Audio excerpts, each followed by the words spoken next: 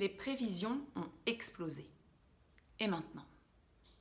Un manager me disait que, évidemment, il n'avait pas eu le temps de se préparer pour cette crise sanitaire. Et pourtant, ils ont trouvé les ressources pour faire face, pour agir ensemble, pour le bien de l'entreprise. Un directeur financier me confiait qu'il avait réussi à convaincre le groupe de ne pas donner ses prévisions habituelles, puisqu'ils avancent pas après pas. Il n'y a pas très longtemps, il semblait impossible de ne pas faire de processus budgétaire. Aujourd'hui, il semble impossible de faire ce processus budgétaire. Le modèle mental de la prévision a explosé.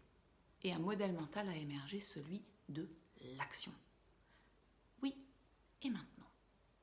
Beaucoup se disent, mais nous l'avons fait, je l'ai fait. L'action a été libérée. On a plein d'arguments pour démontrer que d'autres fonctionnements sont plus efficaces. Pourtant, le risque est grand que ça redevienne comme avant, et même si ce n'est pas la volonté de l'entreprise. Pourquoi? Parce que les arguments, ça pèse pas bien lourd par rapport au poids des croyances, des modèles mentaux. Il s'agit de s'intéresser à la racine de l'action des milliers de salariés, c'est-à-dire leurs modèles mentaux. Pour le moment, c'est un peu comme si la toile d'araignée, elle s'était trouée, il y a un grand trou. Mais très rapidement, nous allons retisser cette toile, la toile de nos habitudes, la toile de nos modèles mentaux. Ces processus qui, quand ils sont inconscients, peuvent nous rendre esclaves. Mais justement, là, on a la conscience d'un modèle mental prédominant, la prévision. Je veux prévoir mes gains attendus.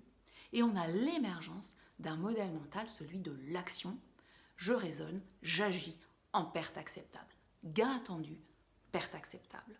Et donc maintenant, l'enjeu, il est d'exposer vos modèles mentaux de manière active pour pouvoir trouver un espace pour choisir quel est le modèle mental le plus utile.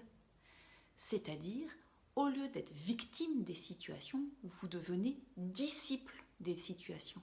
Puisqu'en fonction des situations ou du moment, vous allez choisir parmi les deux modèles mentaux, gain attendu ou perte acceptable. Pour ça, vous devez gérer activement vos modèles mentaux.